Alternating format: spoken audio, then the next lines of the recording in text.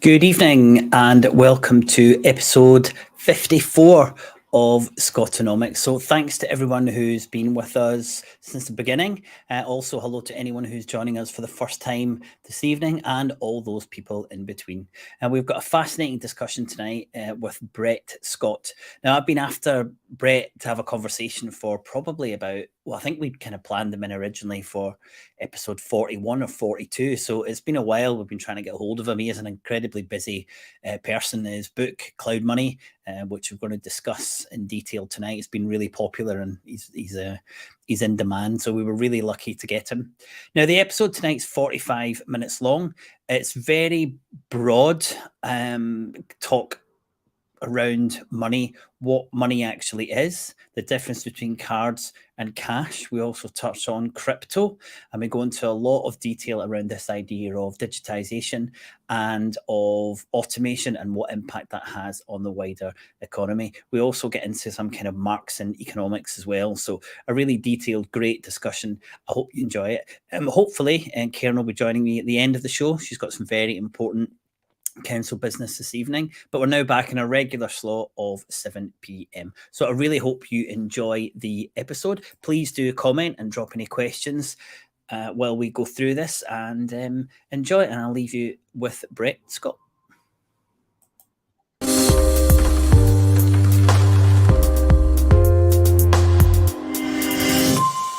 Hello, Brett Scott, thank you very much for joining us on SCOTONOMICS.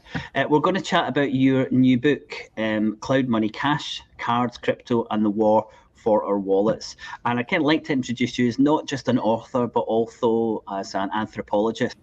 Sure. I mean, I studied anthropology and I do economic anthropology or monetary anthropology. But that's not my only title. I guess I also worked in the financial sector back during the financial crisis. So I have experience in high finance, but also have worked on many alternative finance projects, alternative currencies, alternative banking. I put out another book back in 2013 called The Heretic's Guide to Global Finance. But yeah, Cloudmoney is my new book, which is all about politics of money and cash versus digital money in particular. Well, I think the best place for us to start then is just really, could you help us understand, could you explain what money actually is? Yeah, sure. I mean, I don't know if I can help you with that, but I have a particular way of thinking about monetary systems, which is quite different to economists. Economists will tend to define money by these like functions of money, which is, I think, is a terrible approach. It's a very, very vague approach. They'll just sort of say these kind of things about money being a medium of exchange and stuff. Whereas the way I would talk about money is kind of more specific or more kind of structural. I would say something like money is a system of state and bank issued IOUs, which expand and contract, and which are used as economic network access tokens within an interdependent network of people. This is not the kind of thing you can normally say in sort of like sound bites, but that's a very, very crude version of the actual description. But the best way I would think about it in terms of interdependent networks, most of us, if you walk out onto the streets, you'll see lots of strangers you don't know, people that you have no idea who they are and how you can interact with them, but you're actually deeply connected to them. You rely upon strangers constantly in a large-scale market economy. And this is a situation of intense interdependence. We're actually locked into these huge meshes or kind of networks that are held together, and they're held together by various things. And I'd say money is one of the core things that holds it together. So if I was giving a kind of functional description of money, I would say something like the thing that holds together large-scale interdependent networks of people. Right. Okay, great. More specifically, it's actually these kind of like state-issued and bank-issued IOU tokens. The idea of networks kind of puts money in this framing of being a technology. rather than a commodity. Is that something you would think would be a useful framing for people to look at money as actually it's a technology, it allows us to do things? Is that a functional approach? I wouldn't use technology as a term. I know that is used as a metaphor for money. When I say networks, I'm not intending to evoke kind of like computer network imagery.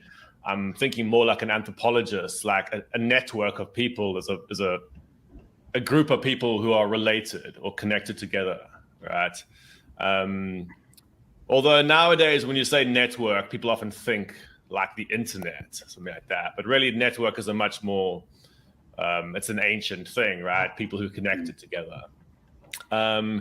So yeah, in a sense, it's a technology, but I think there's risks in viewing it as a technology. I mean, nowadays people do often use this term technology to refer to money. I think it's actually, yeah, I mean, you could say that, but I would say it's like a kind of political, legal kind of structure. Technology tends to make you think of some kind of like invention that sort of does something, right? So I think it's actually a much deeper, like more legal, structural kind of system. Yeah, I mean, we had a guest on who is a lawyer that really talked about money as a legal entity as well. But I noticed that Rowan Gray, yeah. So what I notice about your Twitter feed is that you're very pro cash. Now, I'm very interested in that because in the last maybe 5 to 10 years, the press here have been reporting on Sweden, for example, which has really moved away from cash big style. And actually, it's very difficult to use cash. So tell us what your thinking is about cash and why you're so pro-cash. And do you know of what's happening in Sweden and problems with them going so far into using digital currency all the time? Yeah, sure. So my old book, Cloudmoney, at least probably 2/3 of it is at least about the politics of the decline of cash and why that's happened and the implications of that. At a very, very broad level, if you want to go like meta and look at large-scale processes in the global economy, the big story that's been happening over the last few decades is the rise of big tech and also its fusion with big finance. So this is the biggest entities in the world right now are essentially tech companies that are fusing with finance companies, right? Now, if you're looking at that's the sort of the global backdrop to what's happening in global corporate capitalism. At a sort of structural level in the economy, that's putting a lot of pressure on anything that's not automated, basically, right? Or anything that can't be automated. Players like Amazon hate cash.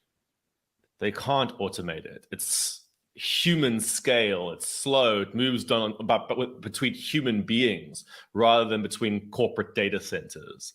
All right. So ideologically, the entire tech sector and a lot of the finance industry as well is totally against the cash system because it slows down their automation operations. All right. But what's happened over the 30 years or so as this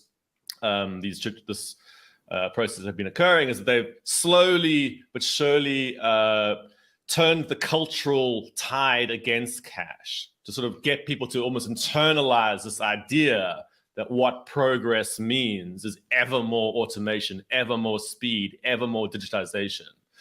And many human beings actually intuitively reject that. Many people actually like physical, non-automated things, but are constantly sort of shamed for that, made to feel as if there's something wrong with them for actually wanting to maintain different forms of money. What you're saying, it reminds me of the 80s, and Margaret Thatcher took the same attitude towards cars, and we see where we are with that now. But yeah. Actually, it's been reported in the press here that more and more people are turning to cash in order to budget more easily. Yeah, absolutely. But one of the biggest argument I'm making in Cloudmoney is not that everybody should always be using cash. My biggest argument is to maintain a balance of power in the monetary system, right? Because cash, Scotland's a complicated case because cash in Scotland has a slightly different It's actually issued by banks, commercial banks. But for most of the world, cash is the state-issued money, whereas the digital payment system is bank-issued money. Right, and I can explain the details of that if you want. But basically, there's a kind of a power-sharing agreement in the normal monetary system between the state and the banking sector. And what's called the cashless society is basically where the power is almost completely transferred to the banking sector.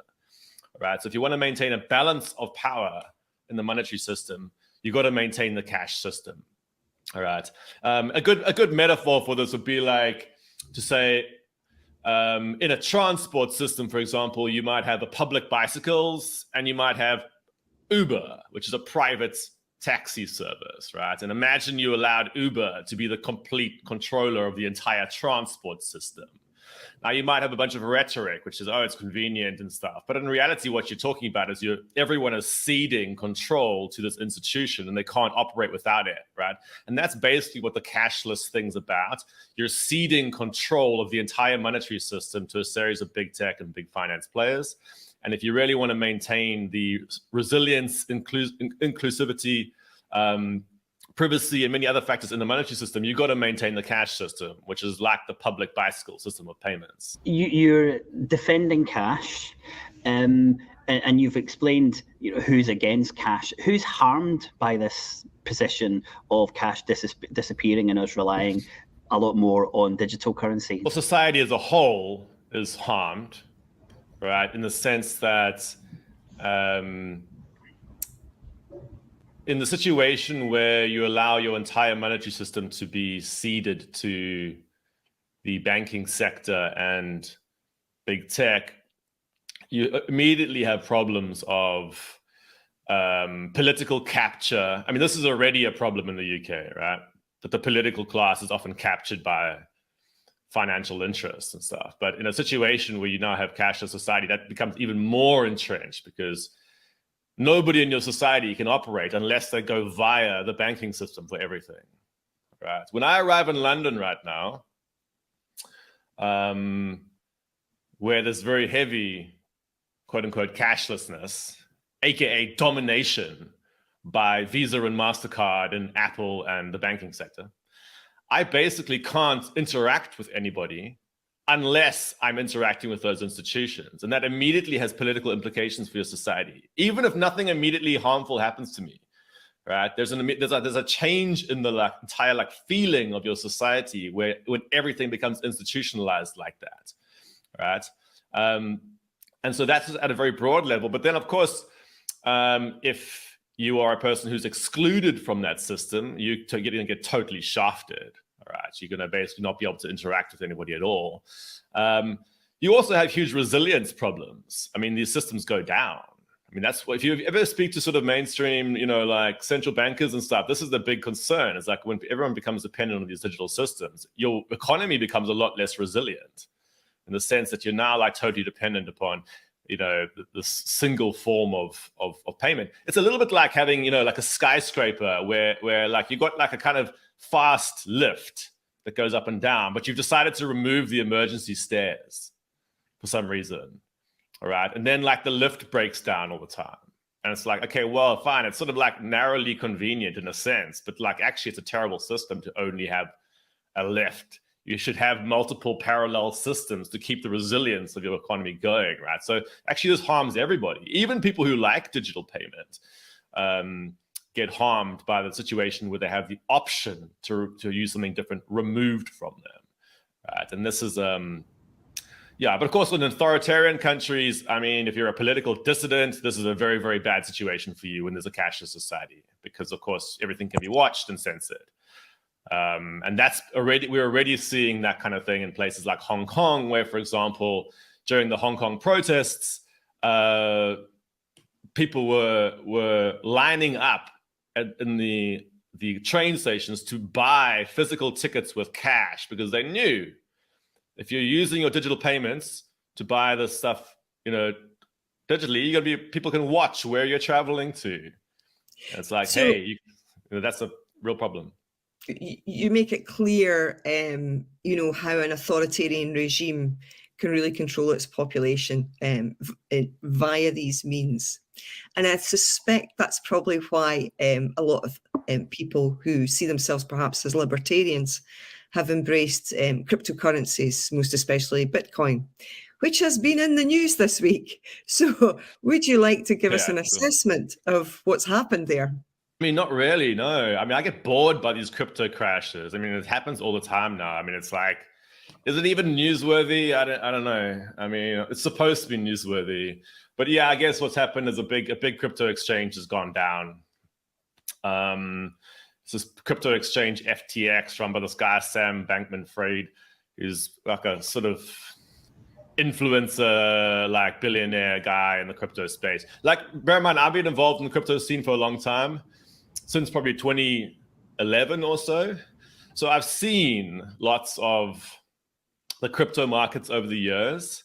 I saw the early Bitcoin world. I saw the emergence of Ethereum around 2015 or so, which was a kind of big alternative or like a new platform. And then the sort of explosion of all sorts of new crypto systems. But bear in mind, lots of these early crypto kind of people who kind of got lucky in a way by buying the tokens and that then skyrocketed in speculative value. A lot of these people were kind of just like kind of random. I mean, it's just like this sort of programmers and just it's quite like arbitrary in a way who ended up becoming these like billionaires. And I guess this, the guy who runs this exchange is kind of like one of those people. I know quite a few of these people who, if you met them in ordinary life, they're just like another person in the world, right? But they also just happen to now be billionaires because they happened to just like buy a bunch of tokens that then, massively increase in price. And a lot of the time, they're not very competent. They're not necessarily very good at running these businesses. And then they'll say businesses go bust and then everyone's surprised. I mean, I think that's what's going on. Yeah, I think that's similar for a lot of tech businesses. I spoke to someone just at the weekend who was involved in a big tech business, and he kind of said to me, to be honest, I don't really know what we're doing because I'm a programmer and I'm now running this so I think that happened. When I saw the crash of that market, I was kind of taken aback that they were looking to raise £8 billion to kind of secure the future of that market, and not being a crypto skeptic, but the idea that people would invest $8 billion into a market to expecting to get some kind of return seemed incredible to me. But crypto's big business, isn't it? It's a huge alternative to this trading cash.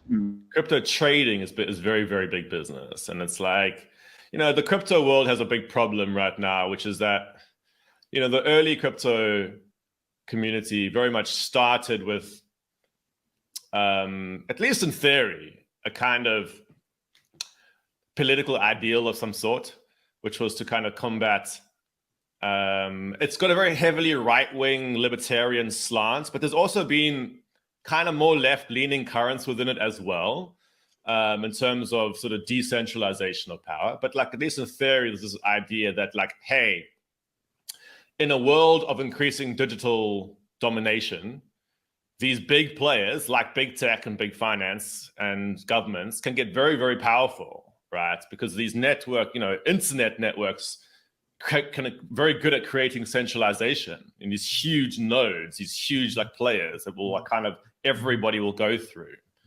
A cashless society is an example of that kind of thing happening. Everybody like going through these central payment systems, right? And a lot of people in the crypto world like recognize that as a problem. And then they said, okay, we're going to try and build these sort of alternative digital platforms that can operate at large scale, but they will have a kind of like a different sort of like power structure, at least in theory. That's the sort of like backdrop in some ways to much of it. But what's really ended up happening in the crypto world is it hasn't actually ended up competing at all with the big platforms. Rather, it actually ended up being as these just speculative tokens that operate within the normal economy. It's not like an alternative economy. It's like very deeply integrated into the standard economy, right? So these big crypto businesses basically go to people who are working day jobs for normal companies and say, on the side, you can speculate on crypto tokens, just like spread betting companies do, or like, like anybody who runs a speculative asset business that's trying to convince people who've got a little bit of savings to like buy something.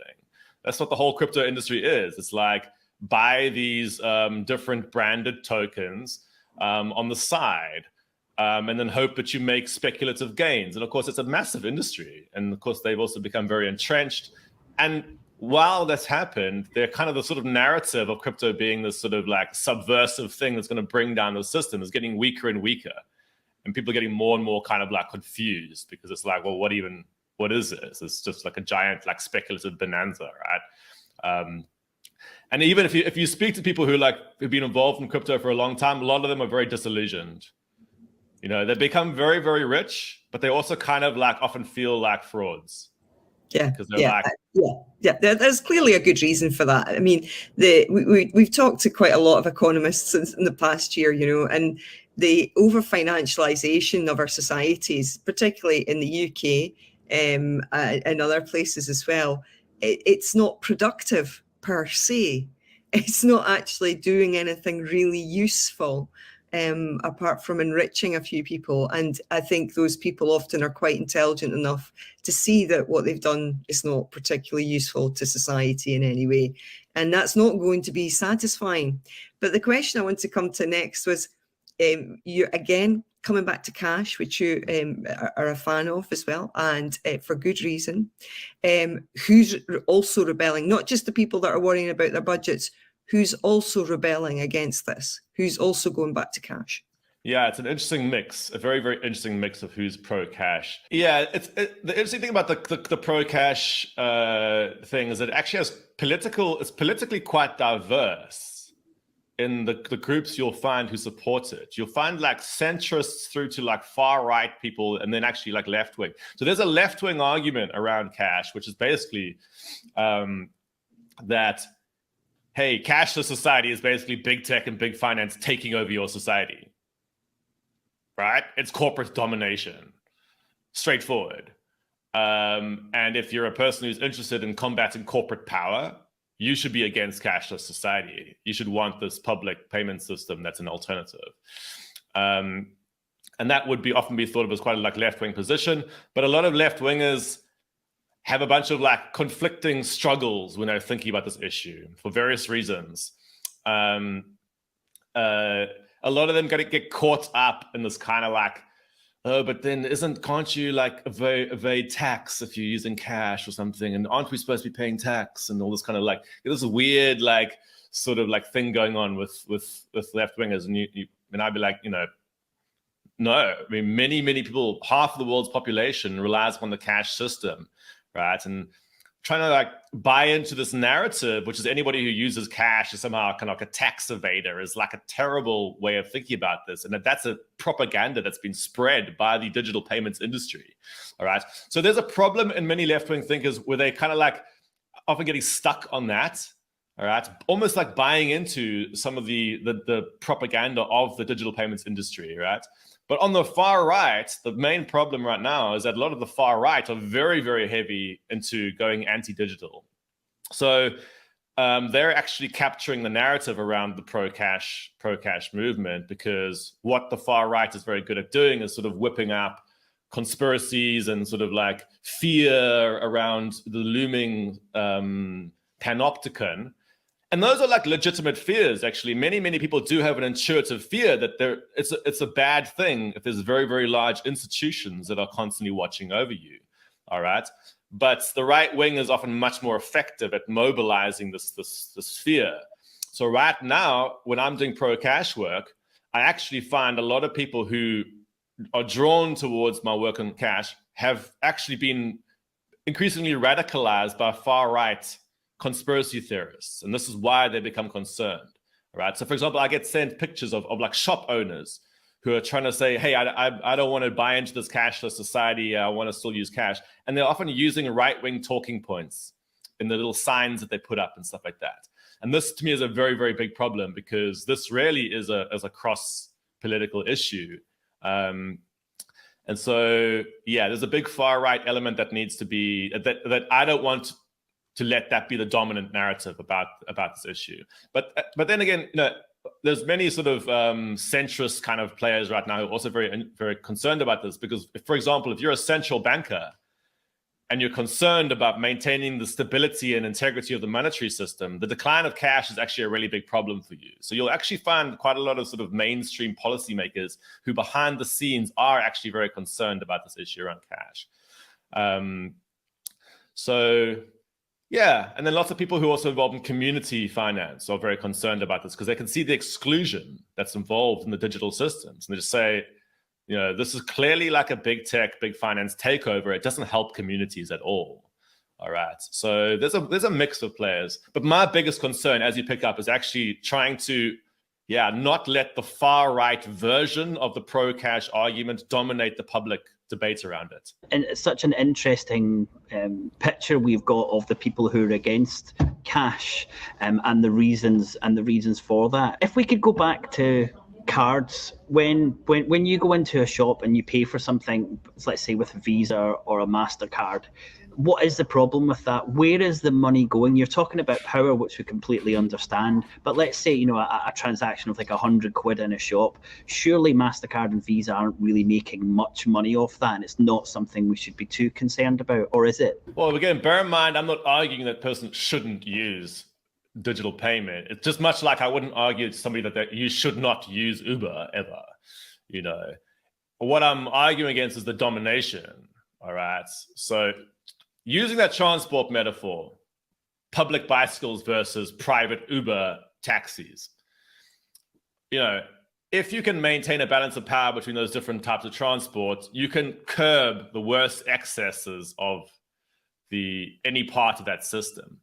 But in the situation where one of them completely takes over, that's when the problems emerge, right? So I'm not going around people saying like, oh, well, you shouldn't be using, cards or something. I'm saying you shouldn't allow the cards to be the only thing you can use, right? Because then every single interaction in a society will be making money for a centralized oligopoly of players, right? That is actually a problem. That's how massive inequality occurs in society, is when rent keepers or rent seekers can just basically like take money from every single interaction. Doesn't matter if it's a small amount, right? Well, one of the fascinating things you see in this debate around cash is, cash actually maintains localization. Cash is an inherently localized form of payment. It has to move from person to person. It comes from a central entity, all right? But once it's out in society, it moves in a very decentralized fashion. So actually, it's more associated with local economies and localization and decentralization. But imagine a world where there is no cash and you have to use digital payments. That means every single local interaction manifests in a fee for some central institution, right? Your village fair, every single interaction is accruing on Visa and MasterCard's balance sheet. It's a tiny little fee there, right? Every interaction with a busker, every interaction with anything basically accrues to those players, and at scale that makes huge profits, right, for them. So that is a problem. But yeah, I mean, one of the core things if you want to try and understand the politics of this issue, because it's more complex, is that the monetary system, as I said, it's a kind of a composite system made of these different players and different issuers. And one of the best ways to think about digital money, the money that you're using with your credit card and stuff like that, or your debit card, is to think about them as being like digital casino chips. All right. And just to lay this metaphor out quickly, if I go to a casino and I have £100, right, and I hand over £100 to a casino and they give me £100 worth of chips, those chips are a second tier form of money that can be used within a casino, but they're connected back to that cash that's sitting at the counter. And actually, bank deposits, or the numbers that you see in a bank account, are actually very similar. Those are not state money. Those are privately issued digital casino chips, as it were, that the banks issue out to people. All right. And the big thing that banks are able to do is that they can issue out way more of those chips than they have in cash or state money reserves. Right. And that's a whole big aspect of like monetary politics. But what's happening when you move to the digital systems is you're basically moving into dependence upon using these privately issued digital casino chips for all payments. All right. And that's where a lot of the issues emerge from, right? Because actually a lot of the confidence in those digital casino chips is predicated upon being able to actually get out of that casino, as it were, right? So I hope this metaphor is making sense. But if I was in a casino and I was using a casino chip, right, and the cashier at the casino suddenly said, we're no longer going to allow you to bring the chip back and redeem it back for cash, the whole psychology of those chips changes. Actually, in reality, people's confidence in something like a casino chip is predicated upon them believing they can get their cash back. And it's actually similar with digital money. The whole confidence in the digital money system is predicated upon access to cash, this ability to exit the system or like leave the casino, as it were. All right. And this is a huge problem for like monetary stability and many other things like that. So, this is a lot of the politics of money right now involve the fact that this ability to exit those digital systems is getting lower and lower. Yeah, I mean, well, I have to say that the bank tellers in Aberdeen will probably get more usage from me after this conversation. I realise that I've really let my payments be monopolised digitally for far too long. And imagine you're supporting the new Scottish independent government, and they come to you and they say, right, Brett, what can we do differently in terms of payment systems in our cashless society and our digitalness? What would your advice be? As a new independent nation with protect the cash system, maintain a balance of power between the different players, break out of the digital fetish. This will be a huge thing. Maybe one of the important things to realize in the world, across the whole world, regardless of where you go, there is one meta ideology that exists that's probably been put in place over the last, 30 years maybe, which is that what progress means is ever more automation, scale, speed, complexity, and digitization, which are basically like a complex. And that's really a corporate ideology. That's something that comes out of like Silicon Valley and big corporates who want to automate, right? This is not new in the history of capitalism. The desire to automate everything, to cut costs so that you can optimize profits, all right? But in the modern incarnation of that is digitize everything. All right. And that was really a corporate ideology, but it's kind of seeped into the political class. And a lot of the kind of like talk about digital transformation and, keeping up with the digital race and all this stuff is basically this kind of like corporate ideology that's seeped into the sort of structure of like the politics. So there's lots of angst, always like political. If I go to South Africa, where I'm from, all the politicians are like, we got to like help, we got to, get more competitive in the digital race. It's like, well, okay, what you're basically talking about is you got to basically assist the fusion of like mega tech corporations more effectively, right? Which is, essentially like you're captured by the interests of the corporate sector. And being able to break out of that takes a huge amount of political will and strength and like vision, really. And most politicians don't have that. They kind of just go along with this idea that it's inevitable that you have to automate and digitize everything, and there's no choice, and this is the only thing you can do.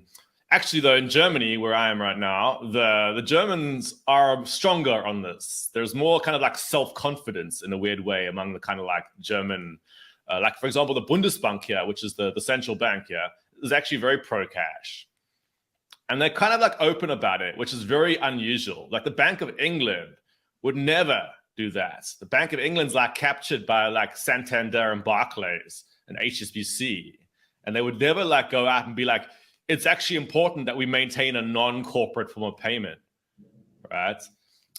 So being bold enough to say that kind of thing, and say like, we're going to like break the power of the sort of digital payments industry and maintain a balance of power, which involves having to actually go out and promote the alternative. That would be like a very important thing, right? And this is quite different to sort of like more utopian style thinking around alternative currencies. I've been involved in many alternative currencies in my time where people say, okay, we can build community currencies and this kind of stuff, right? This is interesting and important. But in terms of like the actual like real politic of monetary systems, like what's operating at scale already, the cash system is huge, right? And that's actually a real alternative to the digital systems right now. And that needs to be maintained as that, right? And then once you have that balance of power in place, then you can talk about, you know, the sort of more, you know, community currencies and things like, you know, the regional currencies and things like that, you know, and that's what I would say. Well, this has been fascinating, Brett, and what I've picked up from this is that it really fits into this narrative, almost kind of this neoliberal narrative that it's all about efficiency, and you know, we have to just do things as quickly and as much with automation as we can. But on the flip side of that, you're getting rid of all of the resilience that you need in any kind of, you know, complicated system like we have in an economy. And if we move to completely digital, then we're losing that. Well, this is why I'm very heavy on the reframing of cash as a public bicycle of payments, because the existing framing right now is the idea that it's the horse cart being upgraded to this like the car. And in reality, it's nothing like this. It's like a parallel system that maintains this balance of power, much like, you know, post and email. They kind of like work together. They don't really compete with each other actually, despite all the rhetoric back in the 90s that like email would take over from post, all right? Stairs and elevators, cars and bicycles. There's these kind of like balances. And often it involves older forms coexisting with newer forms, right? And this is very important in all our systems. But as you say, the overarching ideology that we have is somehow that everything has to become this like hyper fast, hyper automated thing, right? But human beings hate that. Right? Corporations love that. Human beings hate that. It's an institutionalization. And this is why I say corporations love that. Human beings don't. Human beings are actually like localized. We're like physical creatures who interact. And there's no need for this excessive intermediation all the time. I mean, intermediation can be for some things. You don't always have to have some big like looming entity between every single small scale interaction. That's like disgusting, right? But I actually do believe that I suspect all this like hyper digitalization mentality is going to start to break down. I think it's already probably going to start breaking down, and as people realize that these digital systems are making them exhausted, burnt out, like mental health crises are going through the roof, and I think people are actually going to have this like longing at some point for actual just like non-intermediated physical experience. And so there's going to be a battle between the interests of the corporate sector, which just wants to automate, and the interests of human beings who don't want everything to be some like gross intermediated experience. Is it technology for technology's sake? Yeah. Is it just, is that what it seems like to you? There's like, I don't know if you know this, there's this great theorist, Ivan Illich, who wrote this book, Convivial Technology, back in like the 60s, 70s, which is like a classic of like technology critique. And he's very good at this analysis of how a lot of our systems become self-replicating, but they serve themselves rather than serving their end goal. You know, like the medical industry is often like just become this like sort of grotesque thing which serves itself rather than actually trying to help human health, right? And our technology world is exactly like this. Lots of people have no idea why there has to be endless technological development, right? This is why in Silicon Valley, you'll find all these like bizarre ideologies like the singularity and like transhumanism, because it's literally the only thing you can imagine if you're stuck in this idea that technology has to constantly forever evolve. It's like, well, where do you go to? Eventually, like, I don't know, you don't need things to be more advanced at some point. Right? But what do you do in a capitalist system where you have to constantly be trying to convince people to buy new stuff. You have to find new frontiers to convince them of this stuff, which is like, like right now, like the metaverse, for example, it's like, buy fake things in a fake world. That'll somehow be like a savior for capitalism, right? So this is why I think at some point, people are going to be like, what's the point? Why automate everything? I mean, it's kind of like crap. Right? It's boring. You know what? Quite an interesting metaphor to just maybe entail to finish that off is to think about like posture. Maintaining like a good posture is actually takes a certain mentality. Like the average. If I was just going with what's the easiest, I would just like slump down, right? Yeah. And that's actually a lot of the time what corporates are promoting is like slump into a state of dependence, right? And it's like, okay, well, fine. Sometimes I might want to slump, but I don't want to spend my entire life in a slump. Actually, many of what makes, like many philosophical traditions, religious traditions, and many traditions would say, actually, it's a good thing to maintain a sense of like inner resilience and, posture in the world. And this idea that somehow what we should always be optimizing for is like endless sort of like slumping into convenience. I mean, this is like a terrible idea, right? But it's literally the only sort of like marketing angle that most big corporates have. Capitalism has needed a strapline, and I think you've just gave it one, which is it slump into a state of dependence. So, as long as we've had capitalism, it's needed it. I was listening to Yanis Varoufakis last week, and he was saying your kind of traditional multinational in the 70s and the 80s, 80% of the costs were on labor. And if you look at a multinational now being Facebook or Google, their percentage of costs of the labor force is between 1% and 2%. Yeah. And a huge part of that is because of all the processes that have been automated. And I definitely think that if those companies are then distributing all of that profit in another way so that we are all able to earn and survive, then that's fine. But if they're not, then we really do need to push back is something that's automation. This is something that's been predicted in kind of like sort of Marxist-orientated theories of economies for a long time, which is that companies do things in their own interests, which will eventually undermine the system that they rely upon. Collectively, they actually end up doing stuff that undermines the entire economy, even though it might individually make sense for them. So that all companies automate. They're like, cut the costs, cut the costs, cut the costs, cut the costs. It's like, well, who's going to make the money to buy your products? And this is what the whole like contradictions in capitalism often are. All the companies are like, like we're going to automate everything. It's going to make your life very, very convenient. And like, it's like, okay, why do you have such massive inequality in tech firms? It's like, well, literally you have like a small group of people with a vast automated structure that then billions of others are then using, right? Which means like the structure of that system is built to make small numbers of people massively wealthy. It's why Jeff Bezos will make 200 million a week without, sitting in his pajamas without doing anything. He basically owns the shares of a vast automated structure that's extracting from people. All right. And he'll be saying something like, we're serving you. And it's like, well, while you're doing that, you're accumulating massive amounts of, if you want to go back to my definition of money, economic network access tokens. But that's undermining the network because basically it's not moving around, right? Which is why actually you'll find people like Varoufakis will be advocating for things like universal basic equity, where they're saying, unless you socialize the ownership of those companies, you can have massive structural problems in the economy. Yeah, his idea is that we're moved towards a kind of techno-feudalism, which I think backs up your point about Jeff Bezos and this huge fiefdom that he's in charge of, without really doing anything that's productive in an individual sense. And we don't have to be like sanctimonious about it. I mean, whether or not Jeff Bezos is a nice person or not, or whether he's hardworking or not, these are irrelevant questions to me. The point is that you have a single human being who owns shares in a structure that will extract from billions. And that's unsustainable at some level. That will break, right? Like you can't have an economy with such crazy skewed distributions.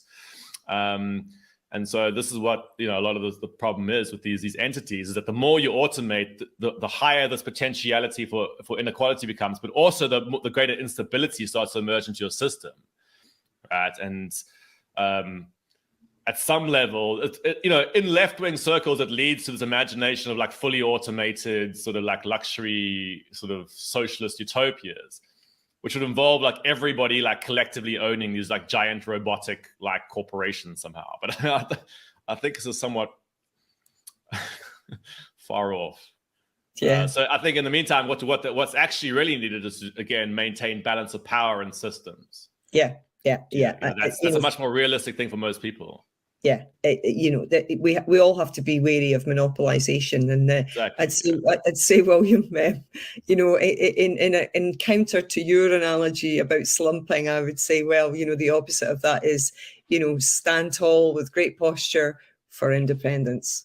Yeah, exactly. Rather than dependence. Yeah, exactly. And that's also about the posture thing is also very much about longer term thinking rather than short term thinking. I mean, all of us have short-term impulses, but that doesn't mean you want those to run your life.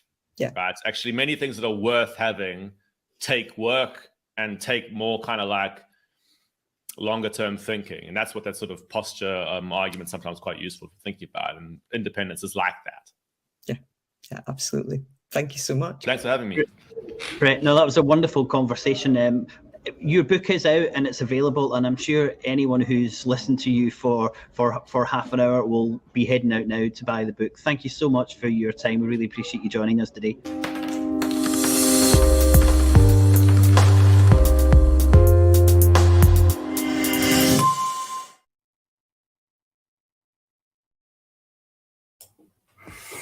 Well, I hope you enjoyed our interview there with Brett.